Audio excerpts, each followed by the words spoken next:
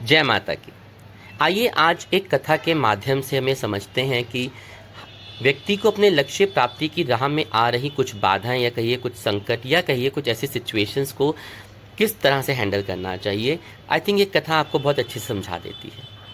कथा से कुछ चीज़ें समझनी बहुत सरल आसान हो जाती हैं।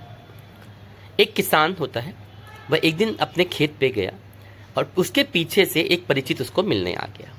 उस समय और फिर स्वाभाविक था, वो घर पे नहीं था, तो उसकी पत्नी घर पे थी, तो उसने उनको कहा कि वो तो घर पे नहीं, आप बिराजिए, मैं किसी बच्चे को भेज के उनको बुलवा देती हूँ, तब तक आप बैठ के विश्राम कीजिए, जलपान ग्रहण कीजिए।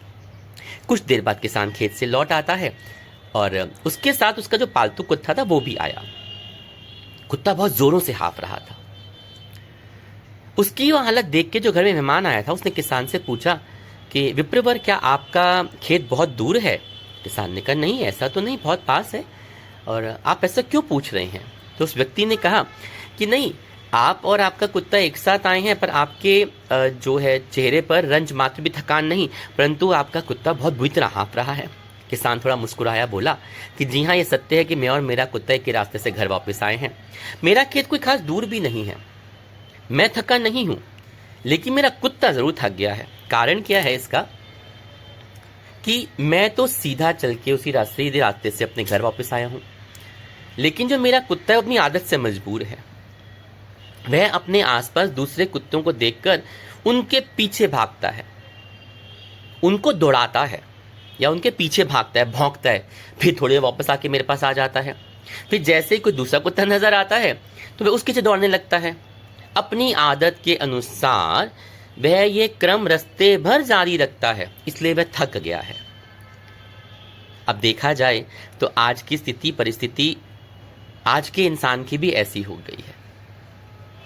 जीवन के लक्ष्य तक पहुंचना कठिन नहीं है एक्चुअली, लेकिन राह में मिलने वाले कुछ लोग ऐसे होते हैं जो ना चाहते हुए भी हमें सीधी और सरल राह से भटका देते हैं, भटका रहे हैं, और हम वो सीधा चलना छोड़ के उनके पीछे भागने लगते हैं, उनको हटाने में लग जाते हैं या निरर्थक अपना समय खराब करते हैं, और उसी चक्कर में इंसान अपना लक्ष्य से भटक रहा है।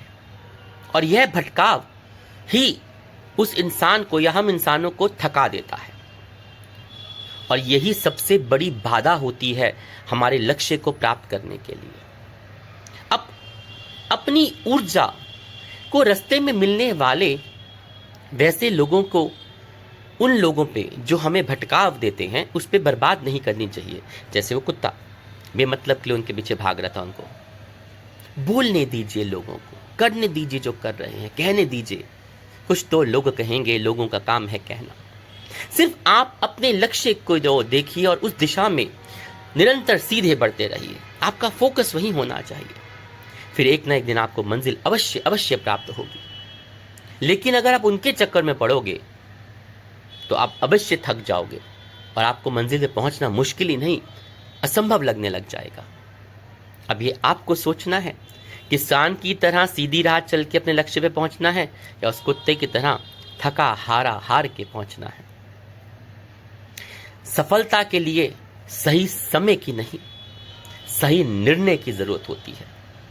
जय माता की।